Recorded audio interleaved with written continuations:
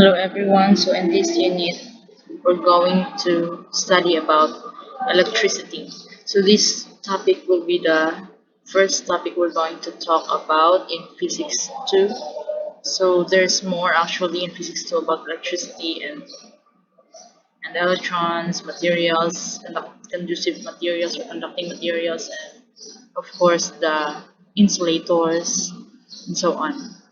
So I'll be discussing this topic without a script.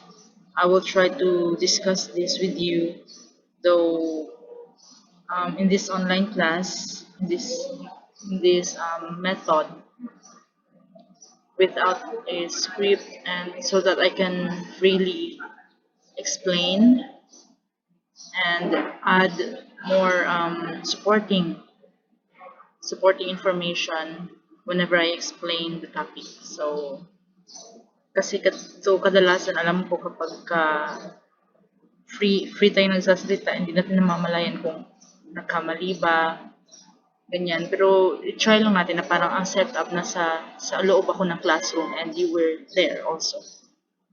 Because this is how I talk, this is how I explain inside the classroom. So at least you can try. We can try. I mean, so first is electricity. What is electricity? I'm sure you are all familiar with electricity since everyone or all of us is using this in our everyday life, right? So introduction muna tayo. In the year 1752, American scientist Benjamin Franklin, 1706 to 1790, performed a dangerous kite experiment during a thunderstorm to demonstrate a connection between lightning and static electricity. Sparks were drawn from a key hung on a kite string during an electrical storm. These sparks were like those produced by static electricity, such as the spark that jumps from your finger to a metal doorknob after you walk across a carpet. That is, if you have experienced that. During the same era, other scientists made progress in discovering fundamental connections. In this unit, we begin with the study of electric phenomena due to charges that are at least temporarily stationary, called electrostatic or static electricity. What makes a plastic wrap clean? Anong plastic wrap? Static electricity. Not only are applications of static electricity common these days, its existence has been known since ancient times. The first record actually of its effect dates to ancient Greeks, who noted more than 500 years before Christ that polishing an amber. What is an amber? An amber actually also is a color in the family of orange. So I'm sure you have heard that word amber. But an amber in ancient times or was actually come from an amber rod. When we say rod, yung parang mahabang rod. And it is actually from yung tawag niya naman, tagok, kumbaga, tagok sa mangga. Di ba ang kulay sa tagok sa mangga is medyo orange, medyo brownish, yan. That's actually an amber. So once tumigas yan, that we can, yan niya yung kanyang, kumbaga, yung component ng amber rod. So, if you're going, the first record of its effect, the first record of the effect of static electricity dates to ancient Greeks who noted more than 500 years ago that polishing amber temporarily enabled it to attract bits of straw. The very word electric, the word electric derives from the Greek word for amber, which means electron. So, what makes a rub plastic comp? Ito, kasi instead of that amber rod, ang gawin na lang nating example is a rub plastic comp or ball pen attracts small pieces of papers or dust. I'm sure you're all familiar with this. because in our science, simple demonstrations lang, 'di ba? Kapag yung ball pen mo, ni-rub mo sa hair, and then itapat mo sa kung ano ba, kung maliliit na dust ng papers, just like in this figure, you see, ma-attract yung bits of papers. Kung hindi yung ball pen, yung comb, kapag ano mo, i-rub mo sa yung hair, tapos ilapit mo sa, pagkatapos mong i-rub, ilapit mo dun sa bits of papers or dust, it will actually attract. That is because of static electricity. We will discuss about static electricity. Not only are applications of static electricity common these days, its existence has been known since ancient times. The first record of its effects dates to ancient Greece. So yan yung kanina. So the very word electric was derived from the Greek word for amber, which means electron. So galing yan sa Greek word.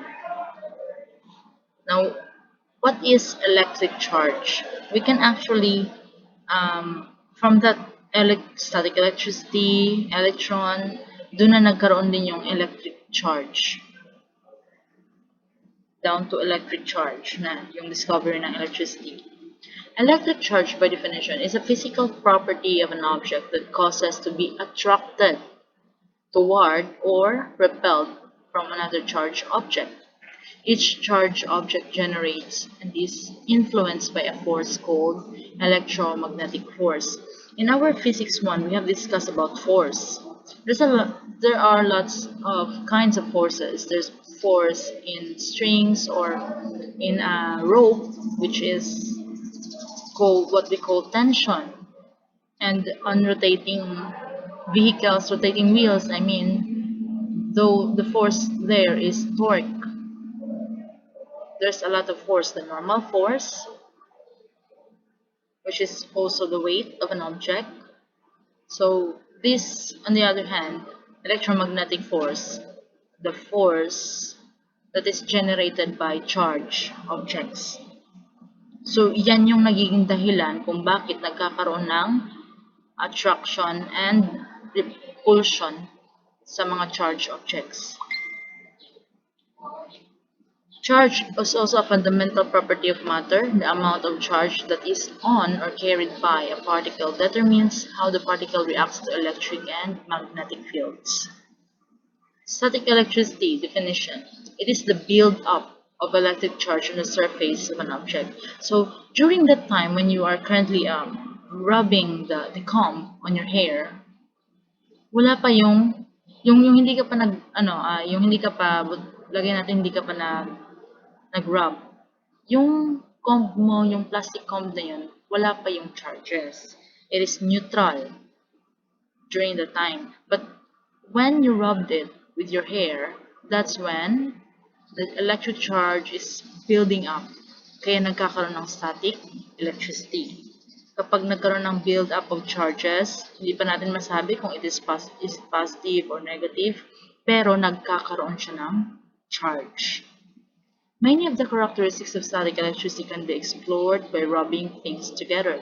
For example, rubbing a balloon to cling to a wall. So anything you have there at home, you can actually try it. So you can just demonstrate it and you can observe kung ano yung mangyayari sa mga bagay kapag ni-rub mo together, and then you will put that closer to other smaller objects. That's when you can see or you can experience static electricity.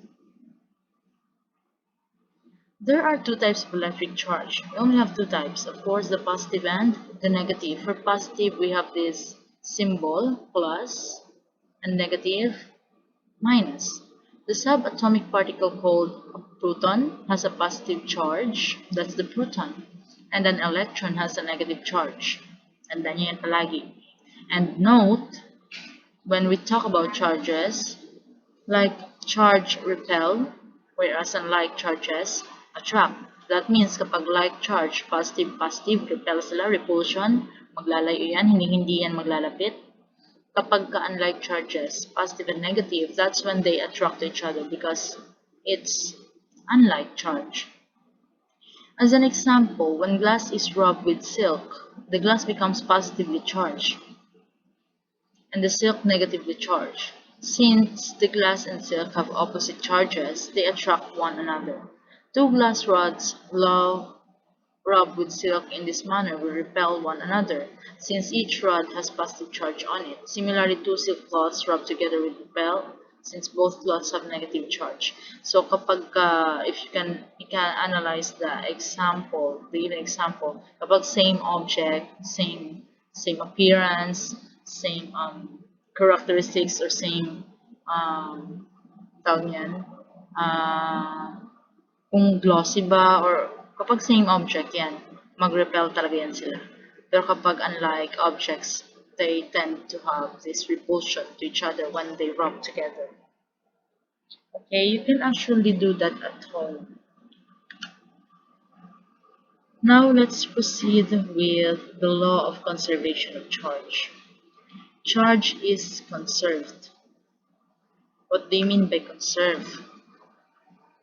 I'm sure you are all familiar with this word since this conservation has been, there's a lot of conservation laws in physics. Law of conservation of energy, for example. Charge is conserved. The total charge on an object is the sum of all the individual charges, the protons and electrons, the sum carried by the object. The total charge can be positive, negative, or zero. Not at all. Charge can move from place to place and from one object to another, but the total charge of the universe does not change. So just like how we can explain the conservation of energy, it cannot be destroyed, it cannot be created. So still the total energy in the universe will not change. So just kumbaga kung sa charge din, kumbaga it will only flow the negative and positive charges or transfer from one charge to another, from one object to another rather, but it will not change. In the SI system of units, charge is measured in coulombs. That means the fundamental unit of charge is in coulombs. Its symbol is big letter C in honor of the French physicist that refers to the scientist who study in physics. Hindi yan siya physician. Physician is doctor. So, in honor of French physicist Charles de Coulomb, 1736 to 1806. These years mean that 1736 that's his birth year and 1806 that's when he died. The charge on a single electron is equal to, so electron of charge is equal to negative E since electron is a negative charge. So it's equal to negative 1.6 times 10 to the power of negative 19 coulombs to the power of yan symbol. And the charge carried by a single proton is proton charge is equal to positive E is equal to positive, of course, 1.6 times 10 to the power of negative 19 coulombs. So, nagkamali ng doble. That's the charge on a single electron and a single proton. Now let's proceed with conductors and insulators. What are these materials? It is important. Why is it important for us to study this topic? It is because we know how dangerous electricity is and the fact that we use it every day in our everyday life at home or in school or anywhere you are. It is very important at the same time. It is dangerous. This can be uh, this can be very dangerous because it kills, especially to those who do not know what are conductors and what are insulators. So it helps when everyone knows what's the difference between these two materials. Substances such as metals and salty water allows charge to move through them with relative ease. When we say ease, it's very easy for charges to flow on these materials, just like metal and salty water. The electrons in some metals and similar conductors are not bound to individual atoms or sites in the material. These free electrons are free to move away from its atomic orbit and can move through the material as much as air moves through loose sand. Any substance that has free electrons and allows charge to move freely through it is called a conductor. So that means conductor, those materials that are good conductors of electricity or allows electricity or electric charge to move freely through it. That's the um, that's that's what conductor is. So for example, I know you can give me examples of conductors right away, just like copper wires. We use wires as our materials for electricity, right? By the way, before I forget to discuss, what is the difference between electricity and electric charge? What do you think? Electric charge is the charge itself. Let me saan yun? Nakalimutan ko. Ayan. I forgot to ayan. I forgot to insert here about the difference between the two to avoid confusion. Electric charge is the charge that refers to the charge, either positive or negative. But when we say electricity, it is the flow of electric charges. Okay, electricity is the flow of electric charges. Without the flow of electric charge, there will be no electricity. Okay, so those electrons on the wire must flow for it to have electricity. But inside the wire, there's already electrons. It's just that if it does not flow, walang electricity. Okay? So, pag nag-brown out, walang flow of electric charges. Hindi flow of electricity ha, flow of electric charge, which makes electricity. Okay? I hope that is clear. Now, going back, sana yun?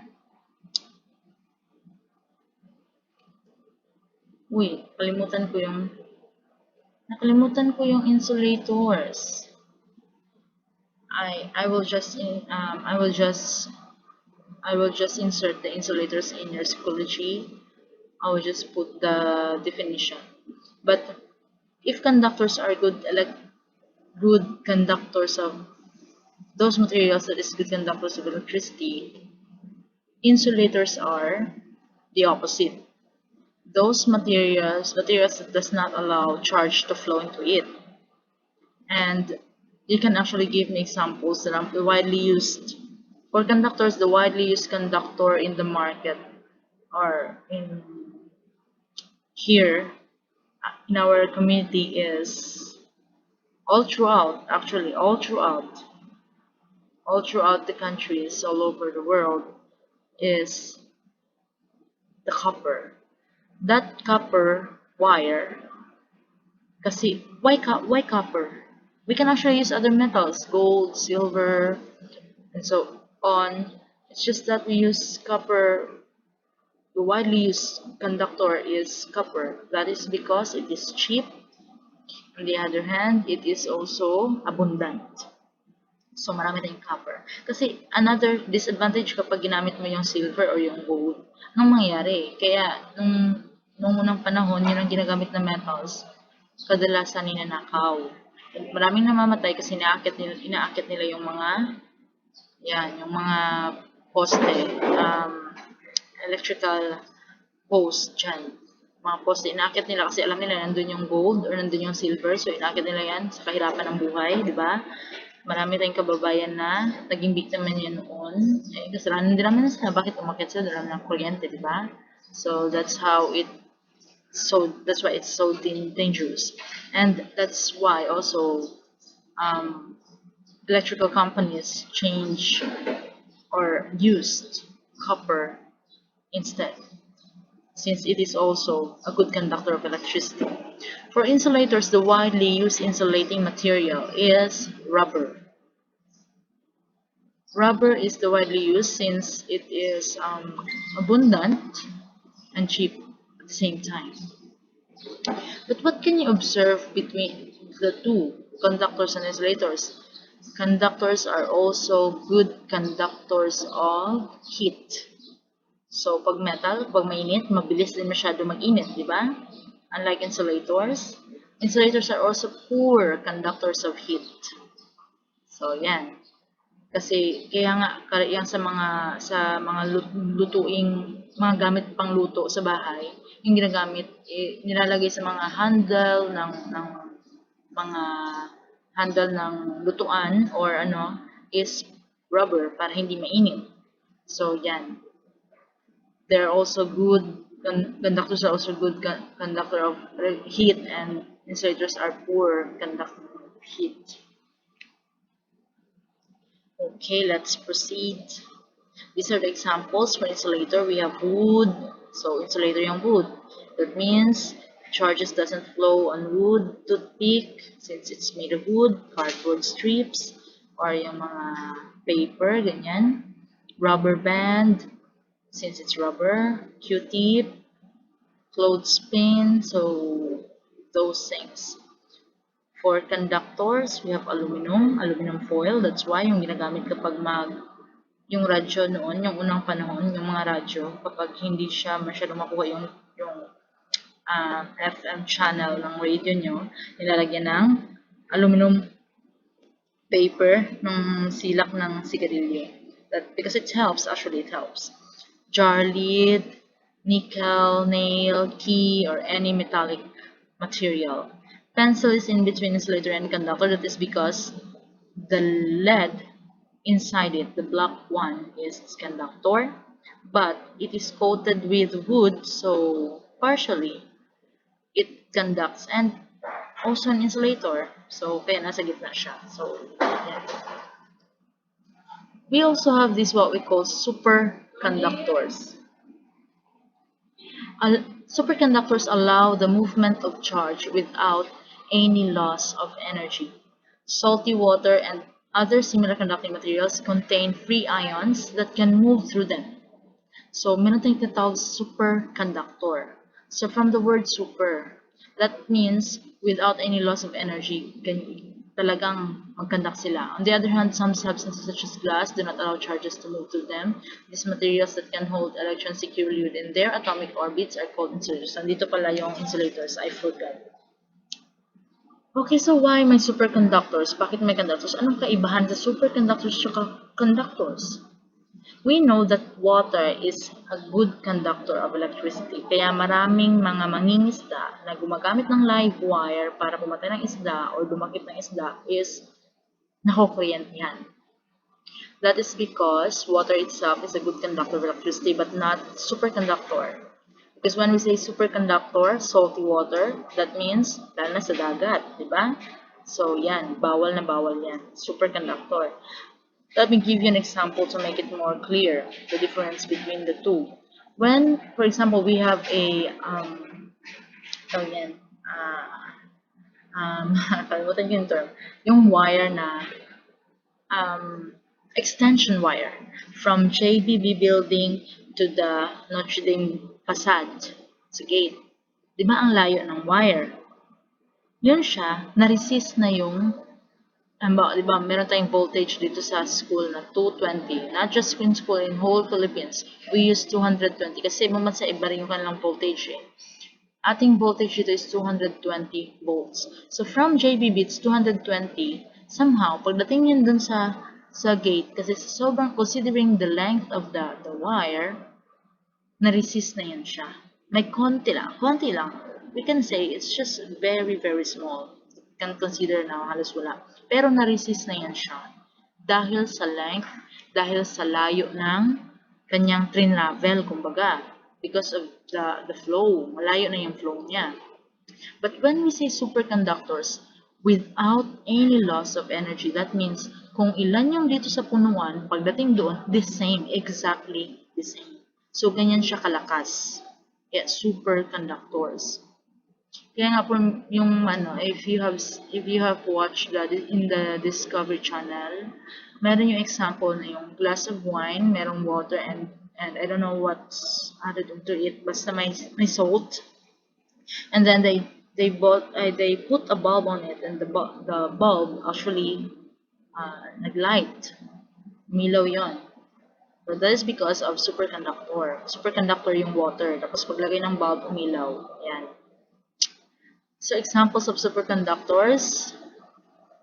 A superconductor is a material which loses all its resistance to the flow of electric current when it is cooled below a certain temperature or transition temperature. So examples, mercury, zinc, vanadium, tin, etc.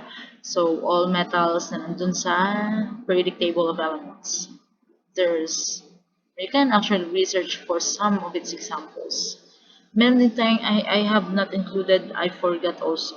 Ay, makakalimutin talaga si ma'am. Yung semiconductors. Merong superconductors, meron ding semiconductors. And the widely used semiconductors are the germanium, silicon, and what's the other one? I forgot. I will just give it to you along with the insulators. Nandiyan na pala yung insulators. So, basta ilagay ko lang sa page. I will discuss during our Zoom meeting. Okay? Thank you. So that's all. I hope you have learned about it, and please also read your book.